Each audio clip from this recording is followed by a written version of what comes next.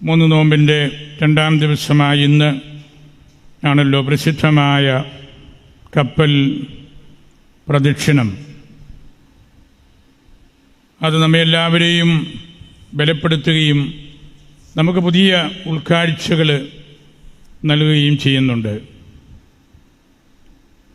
ഈ തിരുനാളിനെ അക്കാരണത്താൽ ബാവൂസ ദ് നിനുവായെ എന്നാണല്ലോ പറയപ്പെടുന്നത്. ബാവൂസ യാചനകളാണ്, പ്രാർത്ഥനകളാണ്, നിനിവേക്കാരുടെ പ്രാർത്ഥന. അത് ഏറ്റവും പൂർണ്ണമായ അർത്ഥത്തിലും അന്തരമായ വേദപുസ്തക അടിത്തറയിലുമെല്ലാം ഒപ്പിയെടുത്ത ഒരു സ്ഥലമാണ് ഇത്. യൗനാൻ അല്ലെങ്കിൽ യോന ശുശ്രൂഷ ചെയ്ത നിനിവേയെ നമ്മൾ പ്രത്യേകമായിട്ട് ഓർക്കുകയാണ്. പ്രബലങ്ങാടും കടുത്തുരുത്തിയിലും പുളിങ്കുന്നിലുമെല്ലാം മൂന്ന് നോമ്പ് വളരെ പ്രത്യേകമായ രീതിയിൽ ആഘോഷിക്കപ്പെടുന്നുണ്ട്. ബാവൂസ കീർത്തനം, യാചന പ്രധാനമായിട്ടും മാർ അപ്രയും പുണ്യവാളനും രചിച്ച ഗീതങ്ങളും സങ്കീർത്തനങ്ങളുമാണ്. നമ്മളിവിടെ ആഘോഷമായിട്ട് മൂന്ന് നോമ്പ് അനുഷ്ഠിക്കുമ്പോഴും അതിൽ നിന്ന് നമുക്ക് നഷ്ടപ്പെട്ട ഒരു അംശം ഞാൻ കരുതുന്നത് ഈ ഗീതങ്ങളാണ്. പുരാതന കാലത്ത് പള്ളിയിൽ നിശ്ചയിക്കപ്പെട്ട സമയത്ത് കുർബാനയുണ്ടാകും. പള്ളിക്ക് ചുറ്റും ആളുകൾ വന്ന് ചെറിയ ടെൻ്റ് ഉണ്ടാക്കി അവിടെ ഇരുന്ന് ഉപവസിക്കുകയാണ്, പ്രാർത്ഥിക്കുകയാണ്, സുവിശേഷം വായിക്കുകയാണ്, അപ്രേമിൻ്റെ കീർത്തനങ്ങൾ കേൾക്കുകയാണ്, സങ്കീർത്തനങ്ങൾ കേൾക്കുകയാണ്. കുർബാനയിൽ പങ്കെടുക്കാത്തവർ വീണ്ടും പള്ളിക്കകത്ത് വന്ന് കുർബാനയിൽ പങ്കെടുക്കും. ബാവൂസ നമുക്ക് നഷ്ടപ്പെട്ടു പോയി. നമ്മൾ തിരിച്ചെടുക്കേണ്ട ഒരു കാര്യം തന്നെയാണത്. കുറവിലങ്ങാട് അത് തിരിച്ചെടുത്തില്ലെങ്കിൽ മറ്റാരും അത് തിരിച്ചെടുക്കാൻ പോകുന്നില്ല. അതുകൊണ്ട് ഒരുപക്ഷെ വരും കാലങ്ങളിലൊക്കെ നമുക്ക് മൂന്ന് നോമ്പ് അതിൻ്റെ ശുദ്ധമായ അർത്ഥത്തിൽ 3 ദിവസവും സുറിയാനി പാട്ടുകളും മലയാള ഗീതങ്ങളും സമയോചിതമായ രീതിയിൽ പരിശുദ്ധ കുർബാനയും അർപ്പിച്ചുകൊണ്ട് നമ്മളത് പൂർണ്ണ അർത്ഥത്തിൽ എടുക്കുമ്പോഴാണ് ബാവൂസാദ് ദിനുവായെ എന്നുള്ള ആ ഒരു ചരിത്ര സംഭവവും ആ നോമ്പിൻ്റെ ഉള്ളിൽ കിടക്കുന്ന അർത്ഥവും നമുക്ക് പൂർണ്ണമായിട്ട് കണ്ടെത്താൻ കഴിയുകയുള്ളൂ. അത് നിസ്സാരമായ ഒരു കാര്യമല്ല. സങ്കീർത്തനങ്ങൾ മുഴുവനും ഈ 3 ദിവസം കൊണ്ട് പാടിത്തീർക്കുമായിരുന്നു. അപ്രേമിൻ്റെ ഗീതങ്ങളും വിപുലമായ ഖണ്ഡികകളാണ്. അതെല്ലാം സുറിയാനിയിലും മലയാളത്തിലും ആയിട്ട് നമ്മൾ പാടുമ്പോൾ വിശ്വാസികൾക്ക് അത് വലിയ ആവേശമാകും. അത്തരത്തിലുള്ള പ്രാർത്ഥനകളുടെ ഒരു സമുദ്ധാരണം നമ്മളുടെ സഭയിൽ അടിസ്ഥാനപരമായ ആത്മീയതയിലേക്ക് എത്താനും ഒരു പുനർവിചാരം നമ്മളുടെ ദയറാകൾക്കും മോണസ്ട്രികൾക്കുമൊക്കെ ലഭിക്കാനും ഇടയാകും. ഇവിടം 3 ദിവസവും സാധാരണ ഞാൻ മനസ്സിലാക്കിയിട്ടുള്ളത് രാവിലെ 7 മുതൽ വൈകിട്ട് ഒരു 4-5 മണി വരെയാണ്. ആ മണിക്കൂറുകളിൽ നമുക്ക് ഇത്തരത്തിൽ സഭയുടെ ആധ്യാത്മിക വേരുകളോട് ചേർന്ന് നിന്ന് അനുഷ്ഠിക്കുമ്പോഴാണ് അതിന് കൂടുതൽ ഓർഗാനിക്കായിട്ടുള്ള വളർച്ച എത്തുന്നത്. വളരെ വലിയ ഒരു ശ്ലൈഹിക സഭയാണ് നമ്മളുടേത്. ഒരു ശ്ലൈഹിക സഭയെ ഒരു നാടിൻ്റെ കോണിൽ ഒതുക്കി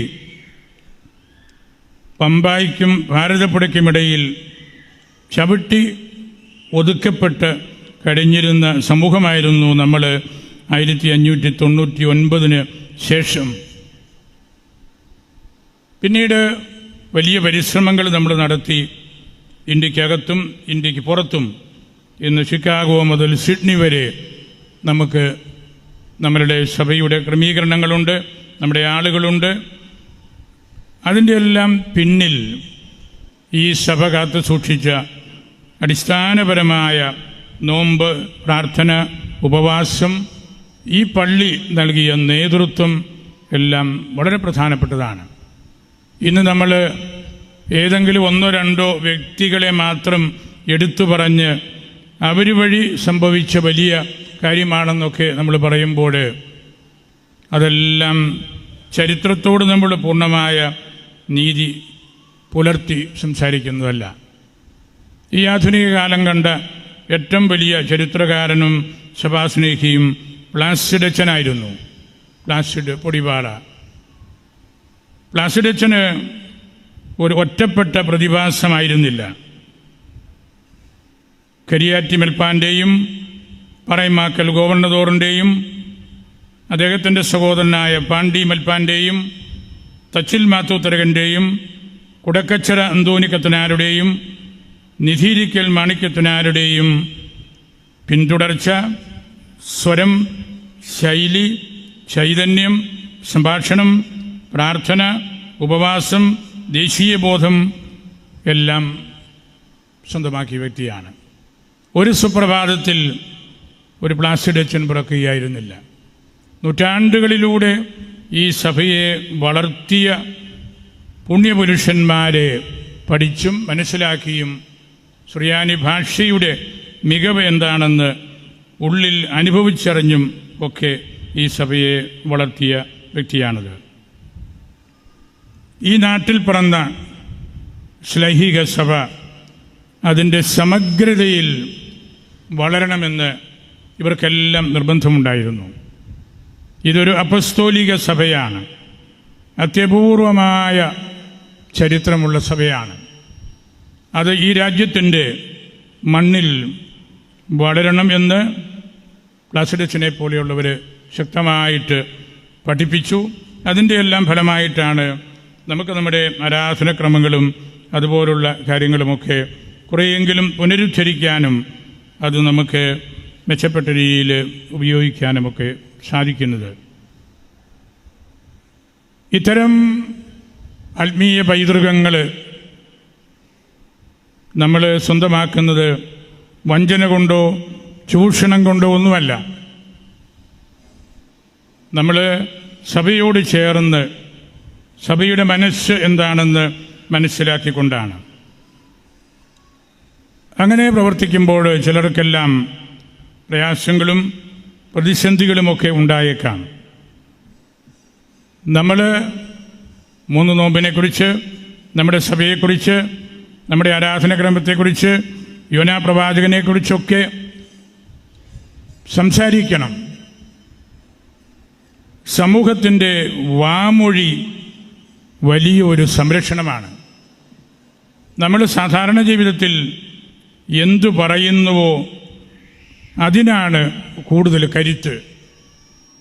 വാമൊഴിയായിട്ട് നമ്മൾ സംസാരിക്കുന്ന കാര്യങ്ങൾക്ക് വലിയ ശക്തിയുണ്ട്.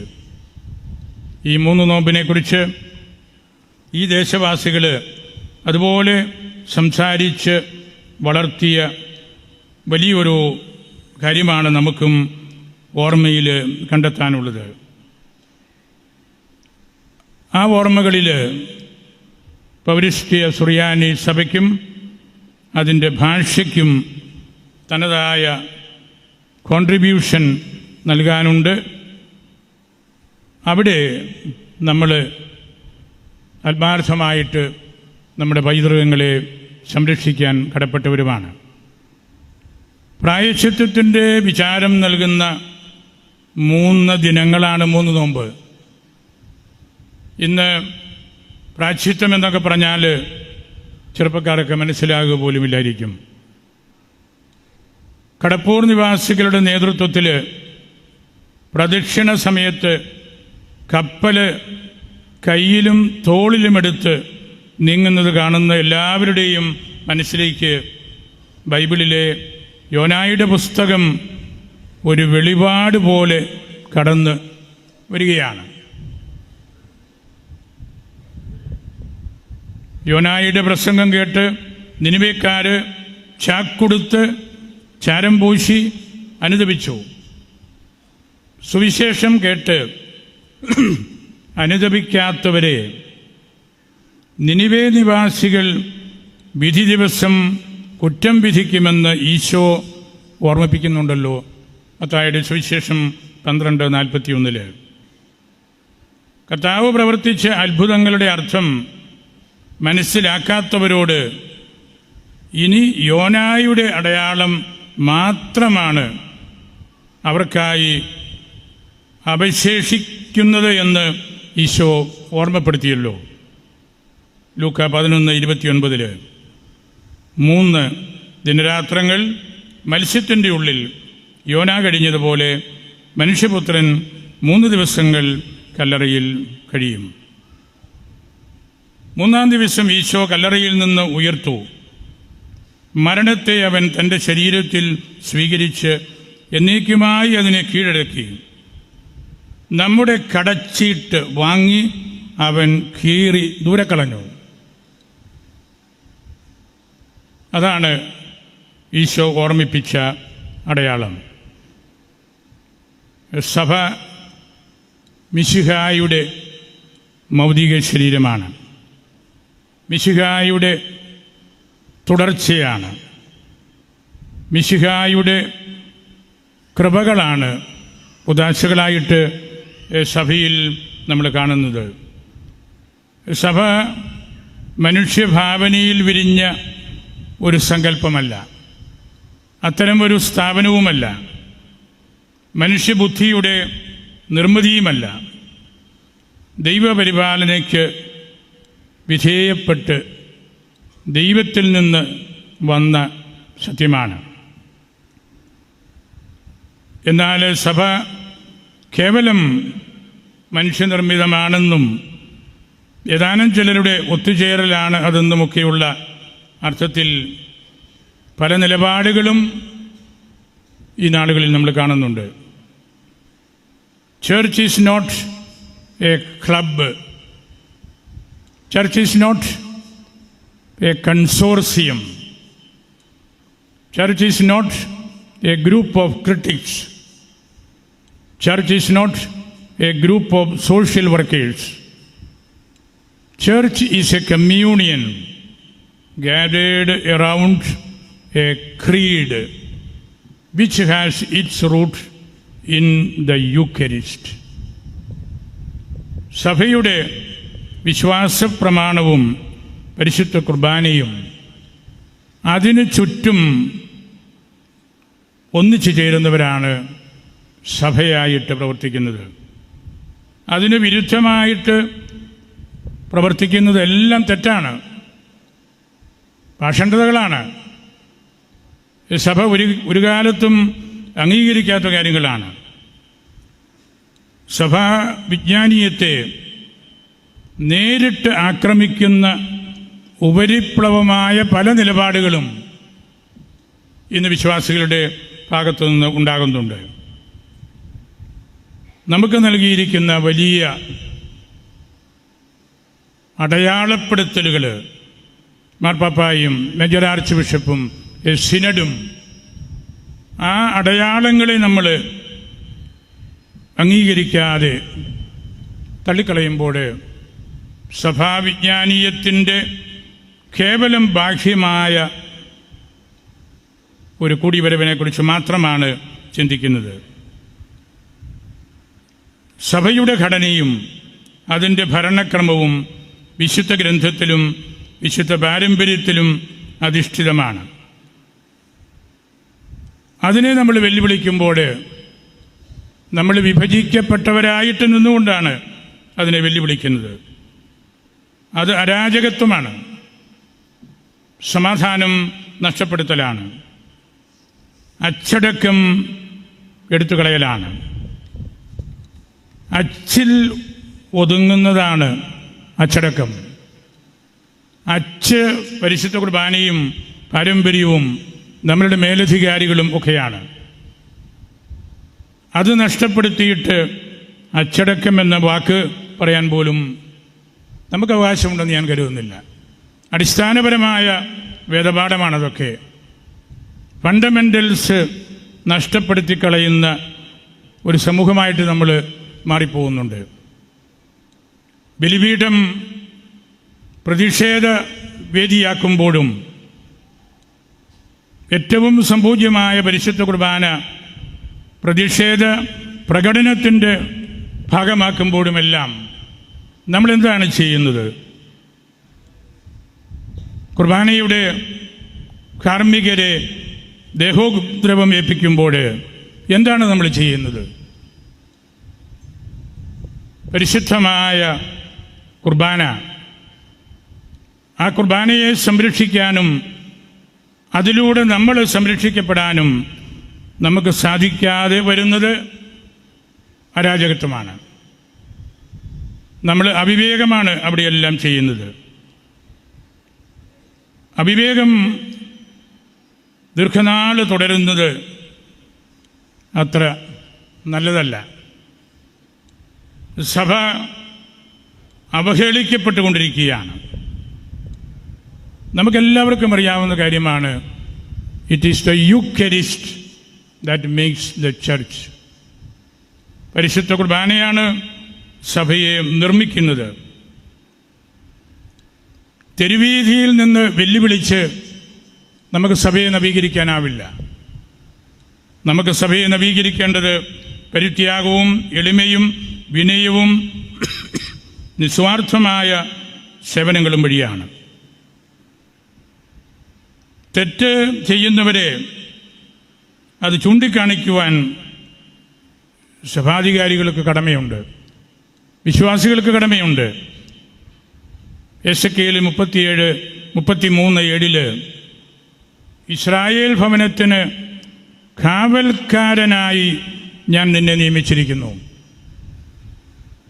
ഓരോ വൈദികനും പരിശുദ്ധ കുർബാനയുടെ ഉറങ്ങാത്ത കാവൽക്കാരനാണ്.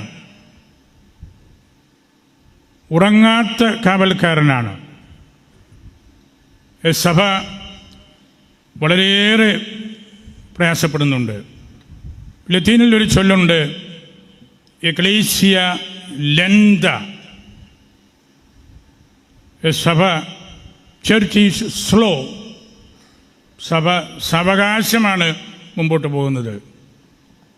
അങ്ങനെ പോകുന്നതിൻ്റെ കാരണം സഭയുടെ മാതൃത്വവും അതിൻ്റെ ശാലീനതയുമാണ്.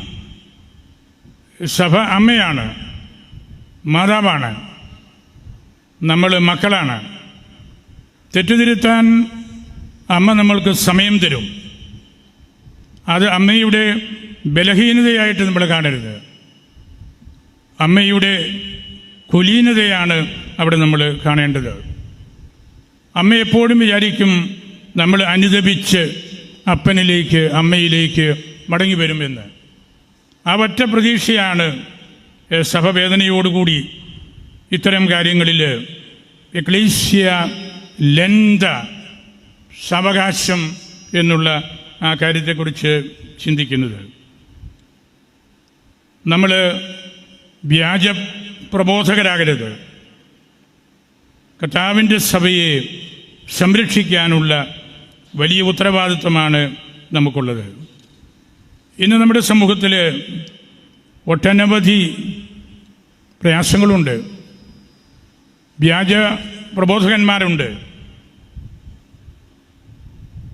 കാര്യങ്ങൾ പറയാൻ ധൈര്യമില്ലാതെ ഒളിച്ചോടുന്നവരുണ്ട്. രഹസ്യത്തിൽ കുറ്റം പറയുന്നവരുണ്ട്. കുറവിലങ്ങാടിന് അങ്ങനെയൊന്നും ഒളിച്ചോടേണ്ട കാര്യമില്ല. കുറവിലങ്ങാട് സത്യം എപ്പോഴും സംരക്ഷിക്കുകയും അതേക്കുറിച്ച് സംസാരിക്കുകയും ചെയ്യുന്ന സ്ഥലമാണ്. നമ്മളുടെ കേരള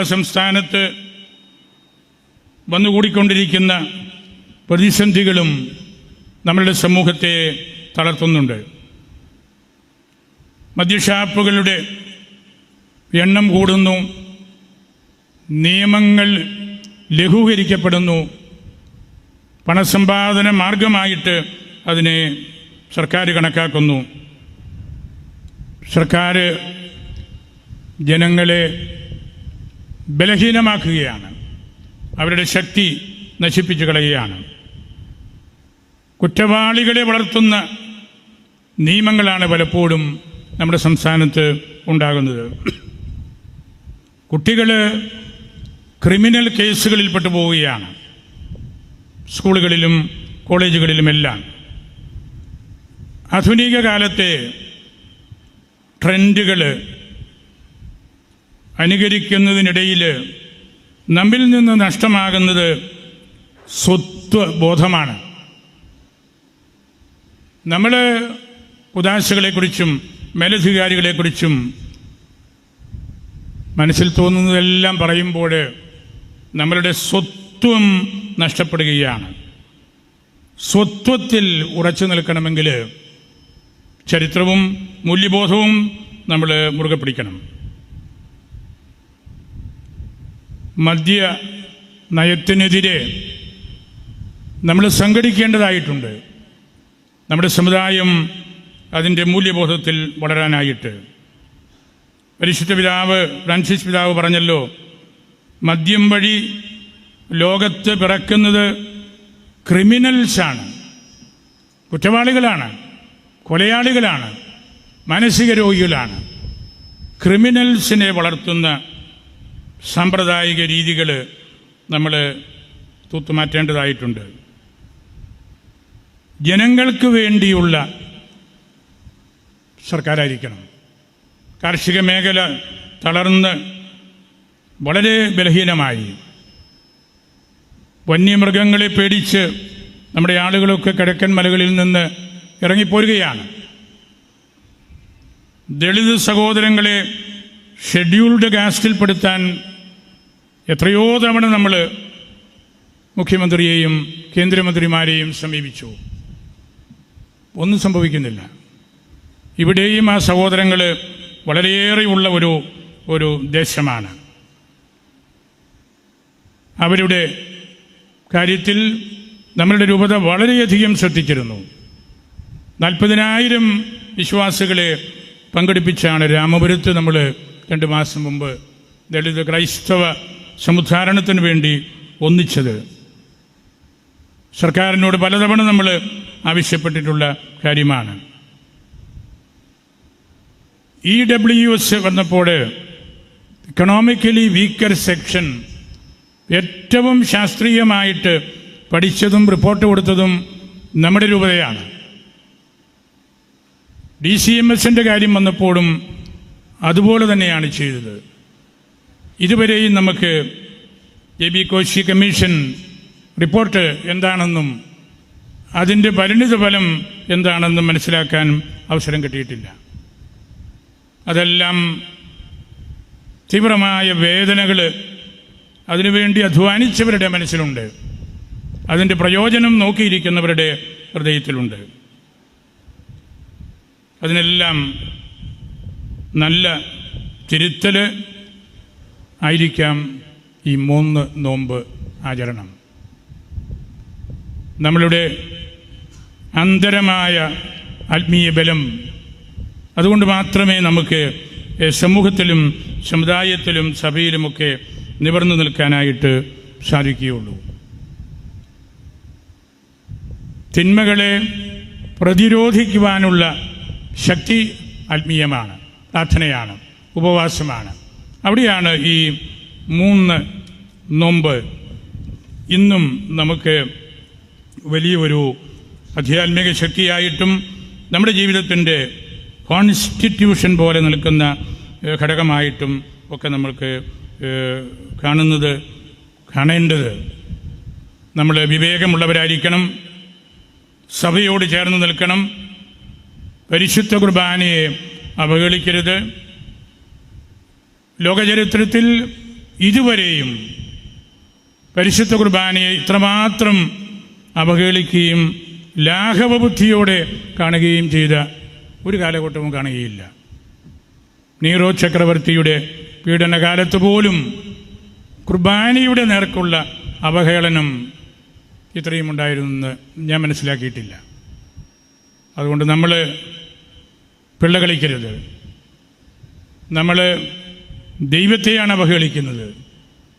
പരിശുദ്ധ കുർബാന ഈശോയുടെ പൂർണ്ണമായ സാന്നിധ്യമാണ്.